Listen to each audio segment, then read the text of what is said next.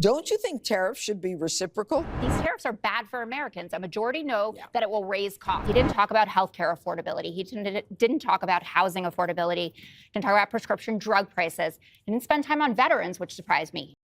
Let's hop into Fox News The Five as Jessica Tarlov, the lone liberal, has to shut down the propaganda arising from Trump's State of the Union speech. But first, take a moment to like the video, helps our channel grow a ton, and then let's get right into it and have our context and fact checks ready. So he also said that this was the most partisan speech I've ever heard a president give. And there was plenty of material in this for Democrats to take and move on from. Like Donald Trump saying, we're going to talk about later in the show, there's going to be a little bit of pain from the tariffs. He didn't talk about healthcare affordability. He didn't talk about housing affordability. He didn't talk about prescription drug prices. He didn't spend time on veterans, which surprised me. He didn't talk about Israel. There are all of these holes that we can actually take from this and say, guess what? You listened to Donald Trump for an hour and 44 minutes. He gave an incredibly partisan speech, and the issues that you care about don't matter to him. His approval rating went underwater in the 538 average as the speech was going on.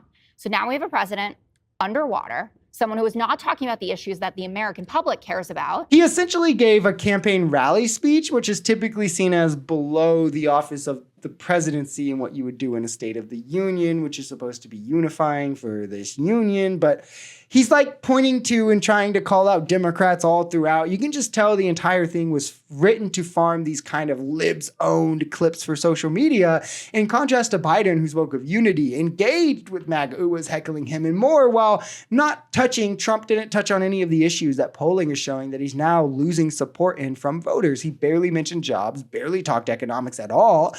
I don't even think he mentioned veterans. If he did, it might have been once in passing, and he didn't talk about them at length. It was all culture war stuff, anti-immigrant rhetoric, and other things from the greatest hits catalog that people are just tired of hearing by now. I mean, they just want lower egg prices. The more I watch that, the more disgusted I am. I really am. If we as Americans can't share joy for a little boy, now a young man, who has gone through 13 brain cancer surgeries, chemotherapy, and continues to have cancer treatments to this day, they are the party of hate.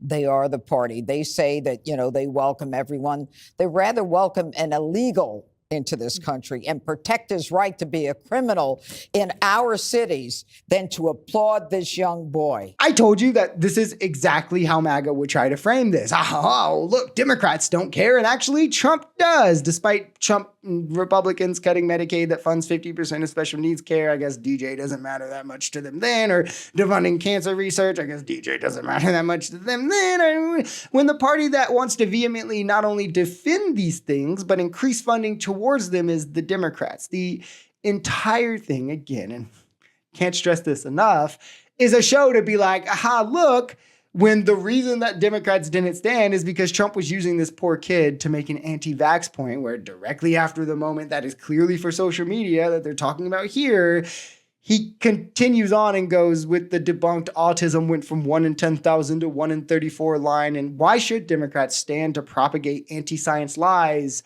just because Trump used a cute kid to sell them? What Jesse is saying makes sense. No, it doesn't. Let me give you an example. Germany taxes or adds a 10% tariff to our cars. We add a 2.5% tariff to their BMWs, their Mercedes, and everything else. Don't you think tariffs should be reciprocal?